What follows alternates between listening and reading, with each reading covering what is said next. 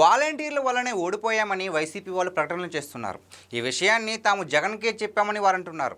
ఏరు దాటిన తర్వాత తెప్ప తగిలేసిన చందాగా వ్యవహరిస్తున్న వైసీపీ నేతల వ్యవహారం చూసి వాలంటీర్లుగా 5 సంవత్సరాలు పనిచేస్తున్న వైసీపీ కార్యకర్తలు కూడా అసహ్యించుకునే పరిస్థితి కనిపిస్తోంది. ప్రతి 50 ఏళ్లకు ఓ వాలంటీర్ని పెట్టి వారితో భయపెట్టి ఓట్లు కొట్టేద్దామని జగన్ రెడ్డి ప్లాన్. దానికి తగ్గట్లుగా అన్ని అమలు చేసుకుంటూ వచ్చారు. వాలంటీర్లుగా తమ పార్టీ కార్యకర్తలను నియమించారు. వారితో అన్ని అడ్డగోలు పనులు చేయించుకున్నారు. చివరికి ఎన్నికలకు ముందు వారి గడువు ముగిసిపోతే కొనసాగిస్తూ ఉత్తర్వులు కూడా ఇవ్వలేదు. ఎన్నికల్లో పని చేయించుకునేందుకు వారితో రాజీనామాలు చేయించారు.